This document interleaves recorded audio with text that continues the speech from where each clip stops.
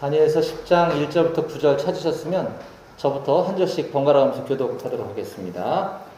바사왕 고레스 제3년에 한 일이 벨드사살이라 이름한 다니엘에게 나타났는데 그 일이 참되니 곧 큰 전쟁에 관한 것이라. 다니엘이 그 일을 분명히 알았고 그 환상을 깨달으니라. 새 이래가 차기까지 좋은 떡을 먹지 아니하며 고기와 포도주를 입에 대지 아니하며 또 기름을 바르지 아니하니라.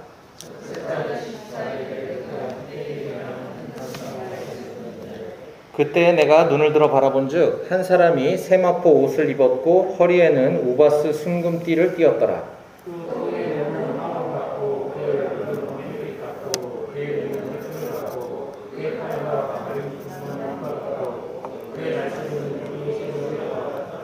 이 환상을 나 다니엘이 홀로 보았고 나와 함께 한 사람들은 이 환상은 보지 못하였어도 그들이 크게 떨며 도망하여 숨었느니라.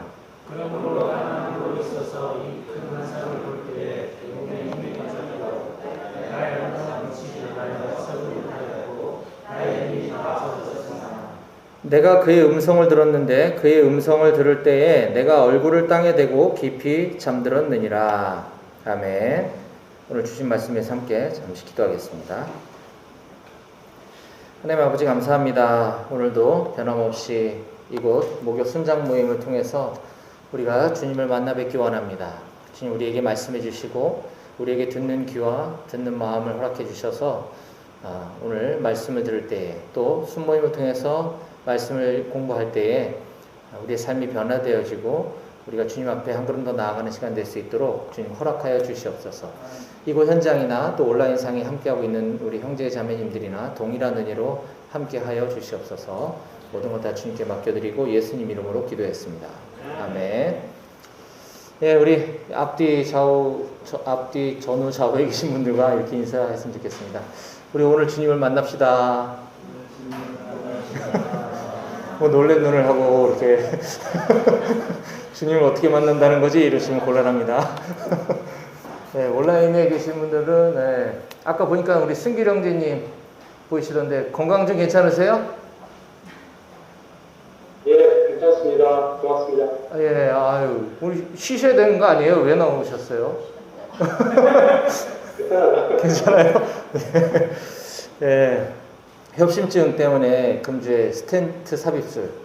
네, 저는 받아보지는 않았지만 저도 몇 년 전에 그 경미한 협심증이었어요. 저는 경미한 협심증인데도 한 5에서 10분 동안 뭐 극심한 흉통, 그래서 몸도 못 움직일 정도로 온몸에 막 식은땀이 송글송글 맺히고, 그래서 이게 뭐지 그랬는데 나중에 알고 봤더니 이게 심장이 아프다는, 심장이 아프면 이런 거였구나 제가 그때 알았거든요. 근데 저는 이제 약으로 지금도 약은 먹고 있는데 그때는 그런 통증이 한 번도 없었어요. 근데 여기서 더 심한 게 이제 스텐트 삽입술. 네. 여기 더 심하면 이제 급성 심근경색이 오면 큰일 나는 건데 어쨌든 빨리 발견돼서 그만한 게 다행인 것 같습니다. 계속 기도 부탁드리겠습니다. 네. 지난주 아까 광고하셨던 것처럼 지난 주일 저녁 시간부터 월요일 점심시간 직후까지 저희 양재 모임에서는 여름 리트릿을 3년 만에 한 것 같습니다. 여름 리트릿이 3년이 아니고 이렇게 뭐 모여서 1박을 한 것 자체가 꽤 오랜만인데요.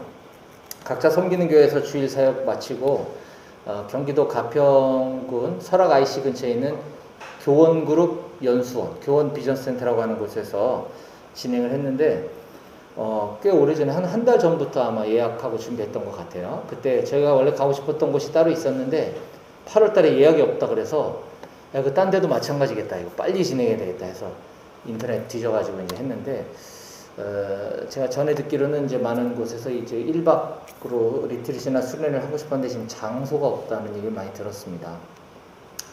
어쨌든 계획대로 진행된 건 참 다행이라 생각하는데 그럼에도 불구하고 이제 리트릿이 다가오자 하루 이틀 전부터 여러 가지 사유로 이제 불참을 할 수밖에 없는 상황들이 막 늘어나기 시작했습니다. 코로나 확진자도 전국적으로 지금 계속 늘어나고 있고 우리 지체들과 우리 지체들 가족분들도 예외는 아니었고요. 또한 본인의 어떤 건강 문제, 또 가족의 건강 문제로 또 이렇게 간호를 해야 되는 상황도 있으셨고, 또 지난번에 있었던 막 그 집중호우, 폭우로 인해서 또 피해를 당한 우리 지체들, 그리고 병찬이제는 못 오셨는데 병찬이제 폭우 피해인지는 잘 모르겠지만 하루 전날 그것도 밤에 천장에서 뜯겨져 나오고 여기서 막 물이 콸콸콸콸 쏟아지는 영상을 봤어요. 그래서 이제 못 오셨는데 이런저런 모양으로 우리가 당초에 자녀들 포함 거의 한 60명 가까이 아마 참석 예상 인원이 그 정도 됐었죠. 근데 한 14명이 못 오게 되신 거예요. 그럼에도 불구하고 이제 이튿날 오전 반나절이라도 함께 하고 싶다 해서 이제 아까 병찬님 어머님 모시고 이렇게 오셨고 한 4분 정도가 더 참여해 주셔서 그럼에도 불구하고 한 50명 가까이는 전체적으로 아마 참여하셨던 게 아닌가 하는 생각이 듭니다.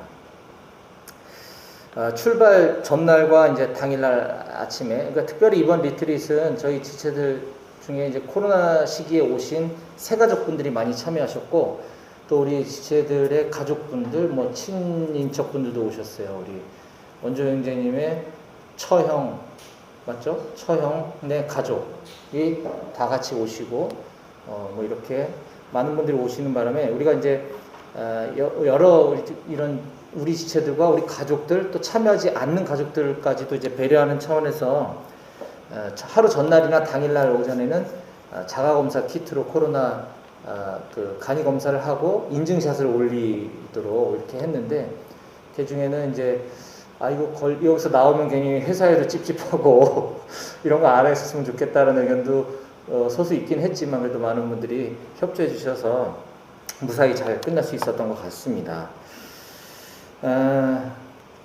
근데 그럼에도 불구하고 뭐 여러 가지 어려움들 계속 막 그 당일날까지 계속 발생하고 또 당일날 출발해야 되는데 또 미열이 있는 지체도 계셨고 그래서 어떻게 해야 되는지 참 많은 어려움들이 있었는데 한마디로 모임의 리더로서 정말 이런 표현을 써도 될지 모르겠지만 똥줄 텐다 이런 심정으로 기도하지 않을 수 없었던 순간이었던 것 같습니다.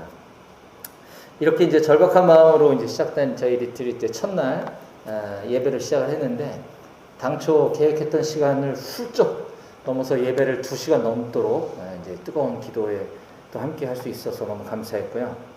그리고 레크레이션 하고 이제 잠자리 들고 이튿날 아침에는 이제 유모세 선교사님 모시고 4시간 동안 특강 듣는 시간을 가졌습니다. 그리고 인근에 나가서 근처에 이제 좋은 식당 준비해서 저희가 이제 함께 교제하는 시간을 여유 있게 좀 가질 수 있었는데 1박 2일이지만 뭐 주일 밤부터 그 다음 날 이제 점심 때까지니까 만으로 하면 뭐 하루도 채 안 되는 시간이었던 것 같아요. 이번에 저희 방향성은 쉼과 교제였습니다. 쉼과 교제였는데 실질적으로는 예배와 말씀이 아니었나. 그럼에도 불구하고 참 희한한 것은 말은 쉼과 교제라고 했지만 말씀과 예배로 채워진 이 리트릿이 그 어느 때보다 풍성한 교제와 쉼의 시간이었던 것 같아서 너무 감사한 시간들이었습니다. 아까 제가 간단히 말씀드렸던 것처럼 늘 그랬던 것처럼 우리가 공동체적으로 또 하나님을 만나는 자리 또 우리 지체들 간의 또 뜨거운 교제 자리를 우리가 준비할 때에는 참 많은 영적 전쟁이 있는 것 같습니다. 개인적으로나 공동체적으로나.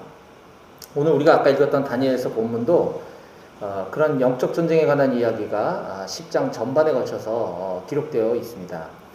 오늘과 제가 다음번에 걸쳐서 이 부분에 대해서 좀 살펴보려고 하는데요.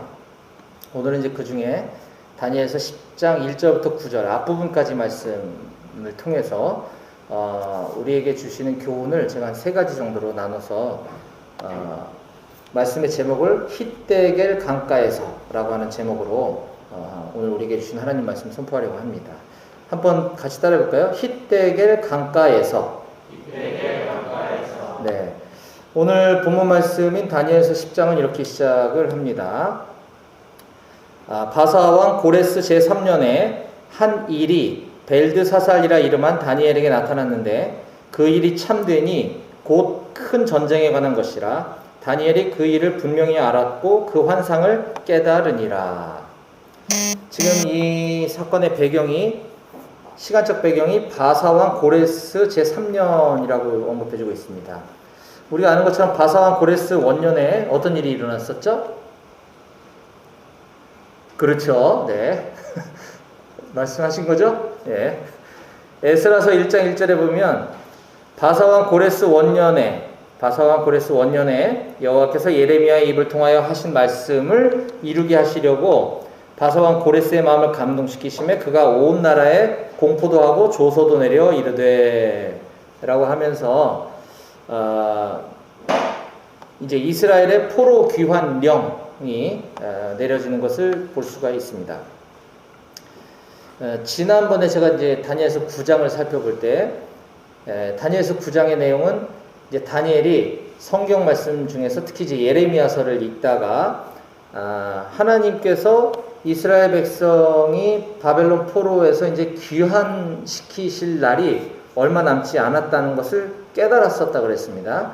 그리고 이제 바사왕 고레스 원년에 그 일이 이제 일어나는 것이고요. 그리고 오늘 바사왕 고레스 제3년에 이제 어떤 일이 다니엘에게 일어났다라는 것을 우리가 알 수 있습니다. 이 당시에 바벨론 땅에서 70년을 지내는 동안 늘어났던 이스라엘의 인구수는 대략 학자들은 한 100만 명이 넘었을 것이다 이렇게 추산을 합니다.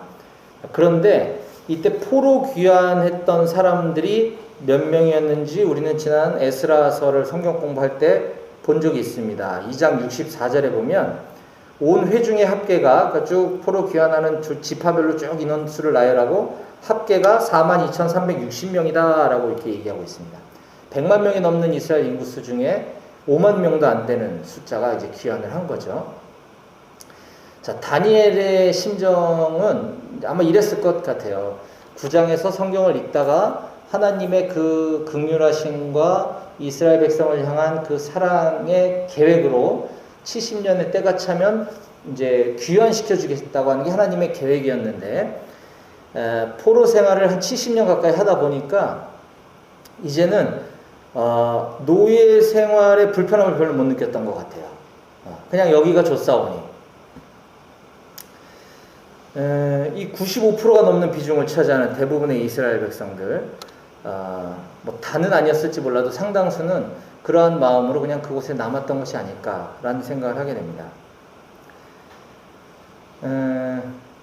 그리고 1절에 계속해서 보면 그 고레스 3년 되던 해에 어떤 일이 일어났고 그 일은 참되고 그 일을 다니엘은 분명히 알았다, 깨달았다 이렇게 지금 기록하고 있는데요. 여기서 이제 어떤 일, 그 일이라고 한 그 일이라고 번역된 단어는 우리가 잘 아는 다바르라는 단어입니다. 지금 말씀이란 뜻이죠. 그래서 다니엘에게 한 일이 일어났다고 하는 것은 다니엘에게 하나님의 말씀이 임했다는 것이고 그 말씀은 참되고 다니엘이 그 말씀을 분명히 알았다라고 1절에 우리에게 증언해주고 있는 것입니다. 또한 그 1절에 큰 전쟁이라고 이제 번역된 단어는 실제로 역사적으로 그 이후에 일어났던 어떤 역사적인 큰 전쟁을 말하는 것일 수도 있고요. 또 이 전쟁이라고 기록된 단어가 차바라고 하는 단어인데 그 또 다른 뜻은 고난의 기간, 포로의 기간이라고 하는 뜻을 갖고 있습니다. 이 차바가 전쟁이라고 번역될 수도 있고 고난의 기간, 포로의 기간이라고 번역될 수도 있거든요. 그래서 이 둘 중에 어느 것이 되었던지 간에 우리가 알 수 있는 첫 번째 오늘 우리에게 주신 교훈은 하나님께서 우리에게 포로 기간을 회복시켜 주시고 또는 우리에게 고난의 시간들을 회복시켜 주시고 우리의 기도에 응답해 주셨다고 하더라도 우리 삶 가운데는 또 다른 포로의 기간, 또 다른 고난의 기간이 올 수 있다라고 하는 사실입니다. 어쩌면 이와 같은 어려움의 문제들, 어떤 포로 또는 고난, 어떤 이런 전쟁, 이런 어려움의 기간들이 회복된 이후에 다시 고난이 찾아올 때, 이때 이게 이 차바라는 단어가 전쟁이라고도 표현될 수 있고 포로 기간이라고 할 수도 있다 그랬잖아요. 그것이 영적 전쟁일 수도 있겠구나라는 생각을 하게 됩니다. 물론 우리가 어려움이 온다고 이걸 다 영적 전쟁으로 해석하는 것은 바람직하지는 않지만 때로는 고난 뒤에 찾아오는 더 큰 고난이 올 때 이것이 우리를 향한 영적 전쟁일 수도 있겠다라는 생각을 좀 해봤어요. 제가 아는 어떤 어려운 국가에서 사역하시던 한 선교사님이 계셨는데 이 선교사님 그곳에서 참 힘들게 사역하시며 건강도 좀 많이 안 좋아지시고 하다가 이제 추방을 당해서 한국으로 들어오시게 됐어요. 이 사역적인 면에 있어서는 안타까운 일이죠. 그런데 선교사님 개인에게는 저는 오히려 어떻게 보면 쉼과 회복의 시간을 허락하신 게 아닐까라는 생각을 좀 해보게 됐습니다. 그 선교지에서 굉장히 여러 가지로 많이 아프고 힘드셨는데 그래서 이제 한국에 오셔서 뭐 조금 무난한 기간들을 쭉 지내시다가 최근에 그 자녀가 아주 극심한 우울증에 걸려서 수차례 자살 기도를 하고 그로 인해서 병원에 한 달 넘도록 입원 치료를 받고 그 통원 치료로 전환되었음에도 불구하고 입원 치료를 한 달 넘게 하다가 통원으로 전환했다는 거는 조금 나아졌다는 뜻이잖아요. 근데 또 며칠 전에 또 심한 자해 시도를 했다는 소식을 듣고 너무 마음이 아프고 안타까웠습니다.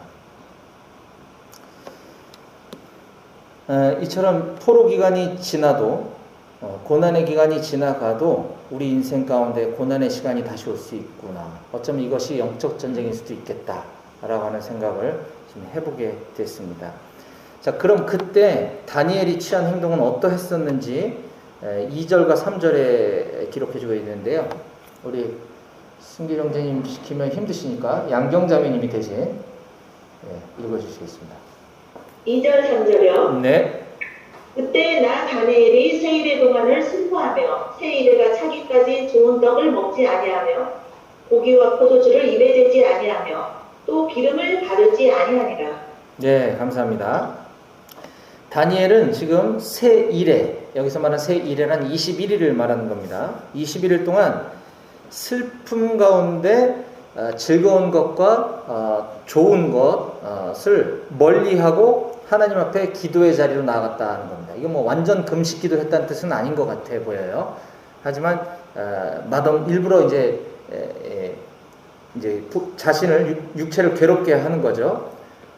슬픔 가운데 하나님 앞에 기도의 자리로 나아간 겁니다. 왜냐하면 아까 1절에서 포로기 회복 이후에 또 다른 고난의 기간이 올 거라는 사실을 다니엘은 알았기 때문에 기도를 한 건데, 여기서 제가 좀 눈여겨본 것은 이 새 일에라고 하는 21일이라는 시간을 다니엘이 정해놓고 기도하지 않았다라고 하는 것이에요.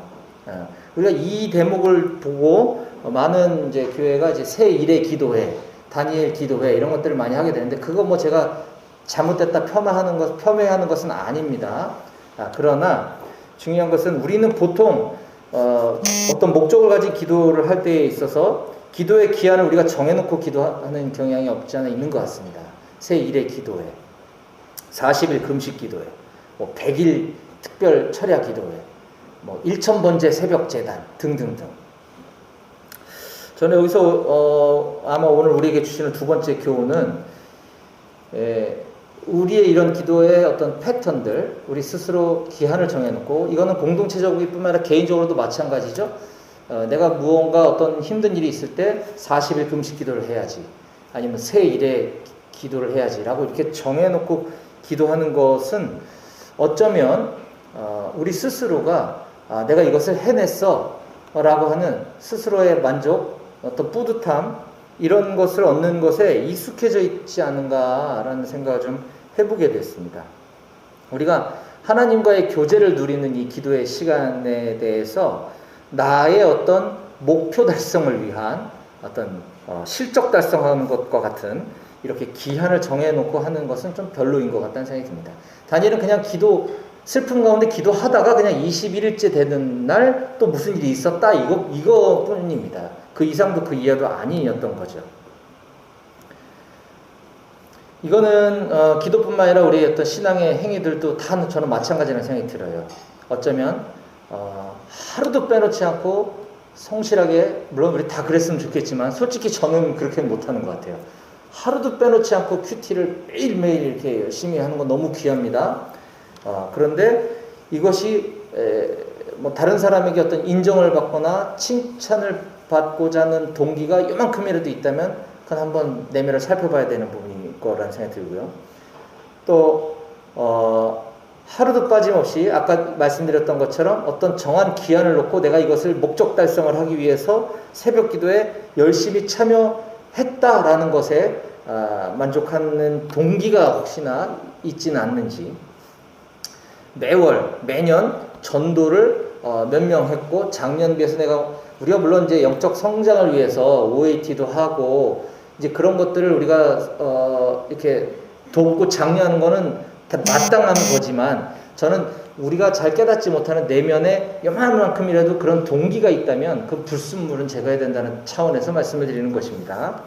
이런 어떤 전도에 대한 어떤 인정이라든가 이런 숨은 동기들은 있지 않는지, 또는 성경을 내가 몇 독했다든지 등등등, 이런 것들은 우리가 주의해야 될 필요가 있겠다라는 생각을 좀 해보게 되었습니다. 자, 그렇게 다니엘은 이제 어떤 의도 없이 정말 슬픔 가운데 하나님 앞에 기도하기 시작한 지 21일째가 되었을 때 이런 일들이 일어납니다. 자, 4절부터 6절을 제가 읽어드릴게요. 첫째 달 24일에 내가 히데겔이라 하는 큰 강가에 있었는데, 그때에 내가 눈을 들어 바라본 즉 한 사람이 세마포 옷을 입었고 허리에는 우바스 순금띠를 띠었더라. 또 그의 몸은 황옥 같고 그의 얼굴은 번갯빛 같고 그의 눈은 횃불 같고 그의 팔과 발은 빛난 놋과 같고 그의 말소리는 무리의 소리와 같더라. 이 부분은 저는 그냥 뭐 의심의 여지 없이 성육신 하기 전에 예수님의 모습이라고 생각합니다. 지금 다니엘에게 성자 하나님께서 나타나 주신 거예요. 왜 이렇게 이 부분을 단정적으로 얘기하느냐? 이 장면에 대해서 요한계시록이 우리들에게 그 부분을 좀 보완해 주는 것 같습니다. 지금 제가 읽어드렸던 다니엘서 10장 5절 6절에서 다니엘이 보았던, 제가 초림 이전의 성자 하나님의 모습이다 라고 얘기했던 부분을 먼 훗날 사도 요한이 재림 이전의 성자 하나님의 모습을 이렇게 묘사하고 있습니다. 계시록 1장 13, 14, 15절을 여기 계신 분 중에 누가 한 분이 좀 읽어주시면 감사하겠습니다. 계시록 1장 13, 14, 15절입니다. 먼저 찾으신 분 읽어주시면 감사하겠습니다. 첫째 사이에 인자 같은 이가 발에 떨리는 옷을 입고 가슴에 금띠를 띠고 그의 머리와 털의 길이가 흰 양털 같고 눈 같으며 그의 눈은 불꽃 같고 그의 발은 큰 물에 단련한 빛난 주석 같고 그의 음성은 많은 물소리와 같으며. 예, 아멘. 감사합니다. 지금 다니엘서 10장에 기록되어 있는 성자 하나님의 모습과 요한계시록 1장에 묘사되고 있는 재림 이전의 예수님의 모습이 유사한 것을 알 수 있습니다. 자, 지금까지 제가 쭉 나열한 내용에 대해서 다시 한번 정리를 해보면 이렇습니다. 다니엘은 10장 1절에서 이스라엘의 바벨론 포로 생활이 70년 만에 그치고 그토록 기다리던 고향 땅으로 민족이 돌아가더라도 앞으로 또다시 큰 전쟁, 큰 영적 전쟁, 큰 환란, 큰 고난이 기다리고 있을 거다라고 하는 환상을 먼저 보았습니다. 그러자 다니엘은 좋은 음식을 끊고 스스로 괴롭게 하면서 하나님 앞에 나아가 슬픔 가운데 기도할 때 21일이라는 새 이래라고 하는 기한이 지나고 나서 그가 나갔던 히데겔 강가에서 성자 예수님을 만난 겁니다. 자, 그럼 그때 다니엘은 왜 히데겔 강가로 나갔던 것일까요? 히데겔 강은 일단 오늘날 티그리스 강입니다. 티그리스 강은 우리가 세계사 시간에 배웠던 것처럼 뭐 고대 문명의 발상지. 그러니까 티그리스 강의 정도에 나가야 예수님을 볼 수 있나 보다. 뭐 이런 건 아니겠죠. 네. 근데 또 이 부분을 또 어떤 분들은 또 만약에 또 그곳에서 다니엘이 성자 예수님을 만났다 그래서 거기에 또 가서 기도하면 예수님을 만나나 보다. 또 이런 분들도 아마 지구촌에는 분명히 있을 거라는 생각이 들긴 하는데,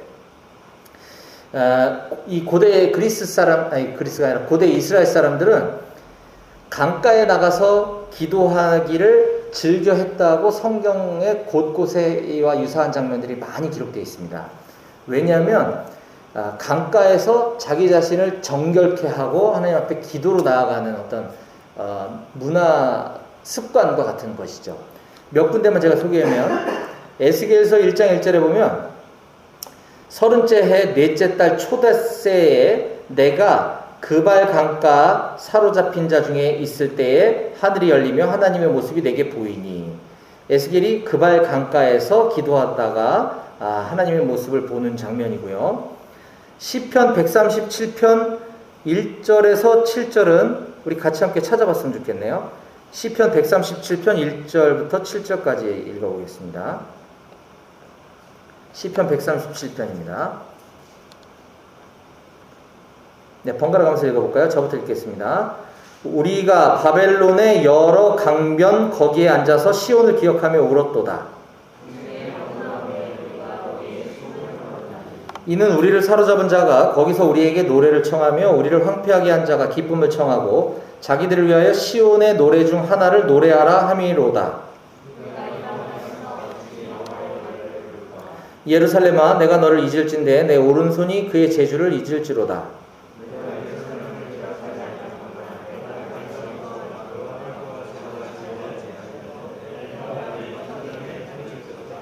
여호와여 예루살렘이 멸망하던 날을 기억하시고 에돔 자손을 치소서. 그들의 말이 헐어버리라 헐어버리라 그 기초까지 헐어버리라 하였나이다. 여기까지만 읽어보겠습니다.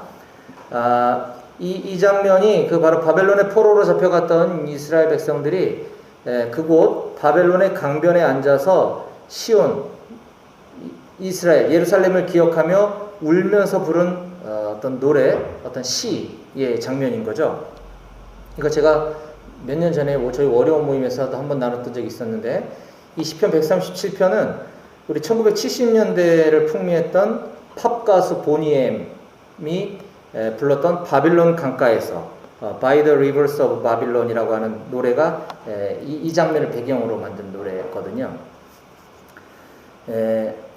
바벨론 강변에서 고향 땅이죠. 포로로 잡혀가서 거기서 시온을 기억하며 울었는데 그 강가에 앉아서 수금, 악기죠. 기타를 걸어놨더니 우리를 사로잡은 자들이 거기서 우리에게 노래를 부르라고 하면서 우리를 황폐하게 한 자가 자기들의 기쁨을 위해서 자기들을 즐겁게 하기 위해서 우리의 CCM을 부르도록 이렇게 했다 이런 얘기입니다.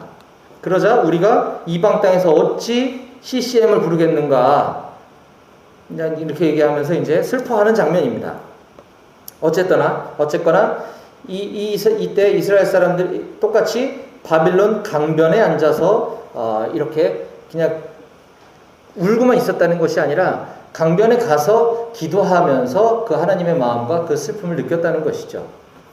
또 사도행전 16장 13절에 보면 안식일에 우리가 기도할 곳이 있을까 하여 문 밖 강가에 나가 거기 앉아서 모인 여자들에게 말하는데 라고 기록된 장면이 나오는데 사도 바울이 2차 전도 여행 중에 기도할 곳을 찾으러 빌립보 성문 밖에 있는 강가를 찾았다는 겁니다. 우리가 기도할 곳이 있을까 하여 문 밖 강가에 나갔다. 빌립보 성문 밖 강가를 찾아갔었다라고 하는 것이거든요. 마찬가지로 오늘 다니엘서 본문에 보면 히데겔 강가 이런 것들은 그때 당시 어떤 문화나 풍습, 기도의 습관들을 볼 수가 있는 거죠. 그런데 오늘 본문에 보면 같은 시간 같은 장소인 히데겔 강가에 있었던 다른 사람들도 있었습니다. 근데 그 중에 예수님의 환상을 본 사람은 다니엘 한 명뿐이라는 거예요. 자, 다시 다니엘서 10장 7절부터 9절을 제가 읽어드리겠습니다. 이 환상을 나 다니엘이 홀로 보았고 나와 함께 한 사람들은 이 환상을 보지 못하였어도 그들이 크게 떨며 도망하여 숨었느니라. 그러므로 나만 홀로 있어서 이 큰 환상을 볼 때에 내 몸에 힘이 빠졌고 나의 아름다운 빛이 변하여 썩은 듯하였고 나의 힘이 다 없어졌으나 내가 그의 음성을 들었는데 그의 음성을 들을 때 내가 얼굴을 땅에 대고 깊이 잠들었느니라. 그 자리에 같이 있었던 사람들이 성자 예수님을 볼 수는 없었지만 어떤 어떤 분위기, 상황들은 느꼈던 거죠. 느낄 수 있었던 거죠. 여기서 저는 우리들에게 하나님 오늘 주시는 세 번째 교훈이 있다고 생각하는데, 이 예수님께서 산상수훈의 팔복에서 하셨던 말씀, 마음이 청결한 자는 복이 있나니 그들이 하나님을 볼 것이며, 마음이 청결한 자만이 예수님을 보게 될 줄로 믿습니다. 다니엘에게는 자신을 정결하게 하고 기도로 주님을 만나기 위한 힛데겔 강가라고 하는 곳이 있었습니다. 아까 소개해드렸던 것처럼 에스겔에는 그발 강가라고 하는 기도의 자리가 있었습니다. 바벨론의 포로로 잡혀간 이스라엘 백성들에게는 바빌론 강가라고 하는 주님을 만나는 장소가 있었습니다. 사도 바울도 전도 여행 중에 기도할 곳을 찾아 주님을 만나기 위해 빌립보 성문 밖 강가라고 하는 장소가 있었습니다. 여러분들에게도 힛데겔 강가와 같은 기도의 자리는 어디입니까?